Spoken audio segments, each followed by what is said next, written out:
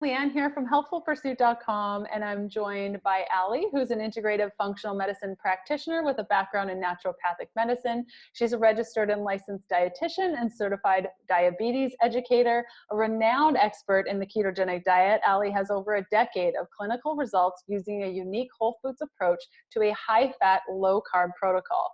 Allie's expertise can be accessed through her website, alliemillerrd.com. And Allie is one of our happy keto body coaches. Welcome, Allie.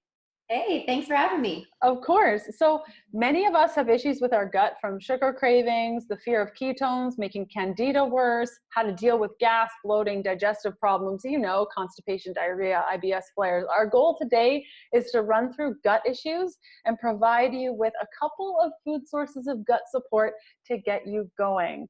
So my first question for Allie is, what is gut dysbiosis and candida, and what are the symptoms? Because that seems to be like the two hot topics right now. Yeah. And I think there's a lot of misunderstanding. So hopefully after this video, people get some clarity. Yes.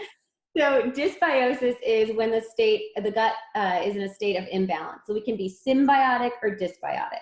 And we have 3 to 5 pounds of bacteria in our body that make up our microbiome. It actually starts in the ear, nose, and throat. Actually, we have an ocular microbiome. So in the eyes, all the way down through the colon. Pretty crazy. Yeah. So this lines all of our intestinal lining, all of our orifices, essentially, vaginal biome, all the things. And so 3 to 5 pounds of little bugs that outnumber us 10 to 1 by the amount of cells that make up our body. And if they're in a dysbiotic state, candida would be a form of dysbiosis where the bacteria or yeast strains are working against the body, the host, if you will. Oh, amazing. Okay. So now that that's a little bit clear, how can gut health or a specific gut condition impact other things, or even our ability to lose weight? I think a lot of people don't understand that the gut does a lot of stuff that we might not get. Sure. So your probacteria, when you have symbiotic state and you have good amount of probacteria in the gut, they play a huge role in metabolism. They actually break down food particles so that we can absorb more nutrients. Probacteria even produce nutrients in the body like vitamin K and biotin, which play a huge role with insulin resistance and hair, skin, and nail health. We think of with biotin, but also depression and the ability to burn fat as fuel. So both by breaking down food particles and producing nutrients, probiotics directly influence metabolism. And then they impact our neurotransmitters significantly. So depression and anxiety are heavily associated with a dysbiotic gut. We used to say in school that nature's Prozac was probiotics. And so we know that we make our serotonin and GABA, our feel-good neurotransmitters, based on the bacteria in the gut as well. And that in turn, when off, can throw metabolism off as well. Okay, so you mentioned probiotics, and everyone says probiotics are the best thing you can do for your gut. Thoughts on probiotics? What might be the best versus what we could use for food instead or in addition? Yeah, so if you're taking a probiotic, I like to start with just like a 50-50 blend of lactobifido and always keep FOS or inulin out, because taking a prebiotic with your probiotic supplement, if you're in a dysbiotic state, could throw you off further. And prebiotics, if you don't tolerate them, prebiotics are high fiber foods which have resistant starch that the bacteria eat off of. So things like Jerusalem artichokes or sunchokes, or actually artichoke itself, like doing artichoke with aioli or something, asparagus, onions, garlic. Those are all keto friendly, even cabbage and cruciferous vegetables. These are all keto friendly prebiotics.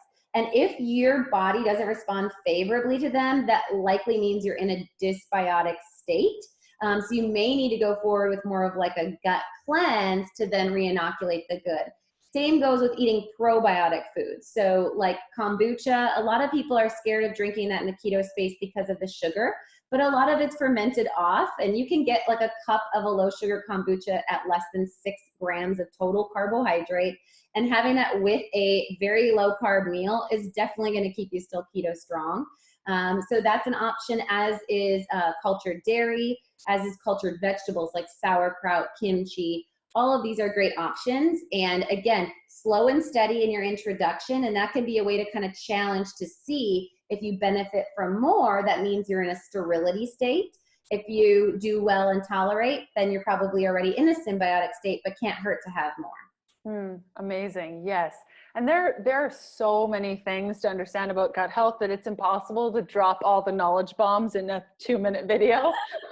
Like food sensitivities, how they interact with your gut, how the thoughts you think affect your gut function, the role of leaky gut on overall health, and so much more. And the answers to these questions aren't totally obvious, but they're pretty critical if you're having gut issues. So in Happy Keto Body, we work to maximize gut function to make your digestive system happy again by answering these and many more questions. So if that sounds like something you can get behind, then get ready, because we're opening Happy Keto Body in just a few weeks, like really soon. So you can go to happyketobody.com to get on the list. So you are one of the first to know about this 12-week program. Allie is one of the coaches. And Allie, thank you so much for joining in. Sure, my pleasure.